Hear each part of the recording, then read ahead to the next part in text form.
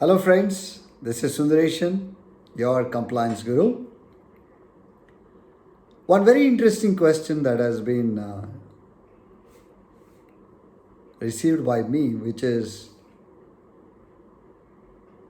do directors receive any remuneration or compensation for their services? And that is when I realized that we have not discussed on the remuneration of a director. Of course, who works without money? And here, what you should understand is, of course, going back to the basics, some of my early videos, private company, public company. I always recommend that you have your company as a private company because it has got lot of advantages.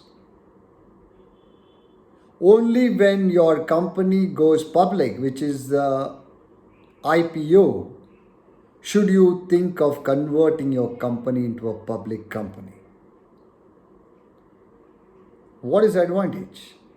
Now, when it comes to remuneration, for a private company, you don't have to bother. Why?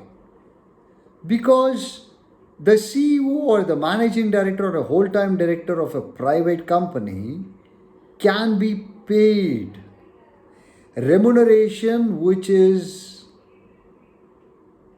equal to the turnover of the company. Oh my God. You can pay as much as you have, not as much as you can. You need to pay the managing director a little more, please borrow from the banks and pay. So, what is it that I'm driving home? Very clear.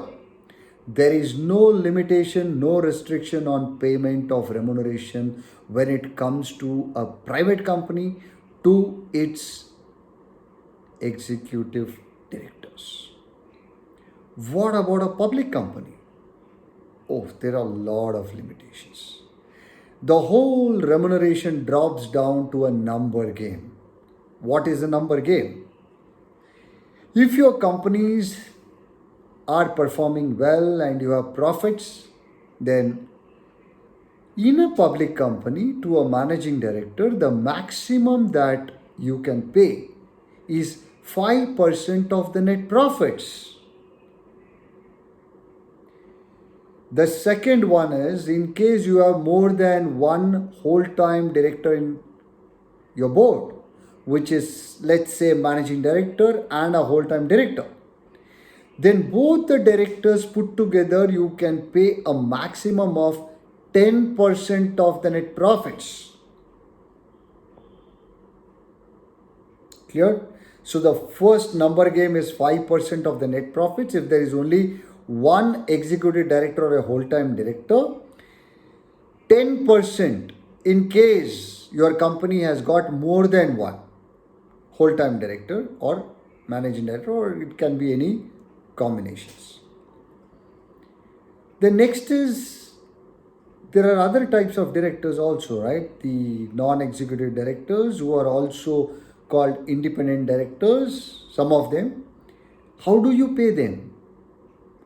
Now, you pay an independent director or a non-executive director in the form of sitting fees. And the law has capped the sitting fees to 100,000 rupees per meeting, up to 100,000 rupees per meeting, which means you may choose to pay 10,000 per meeting or you may choose to pay 100,000. The next is commission.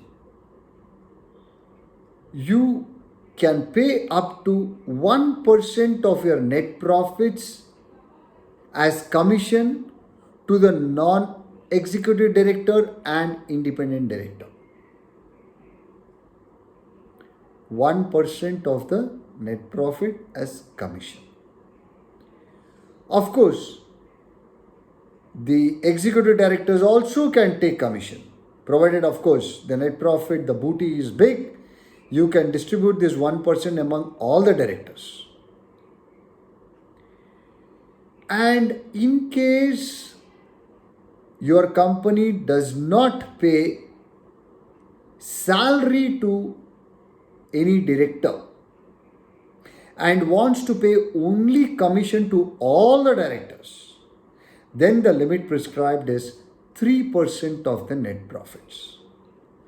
So the first number game was 5% for a single director, executive director.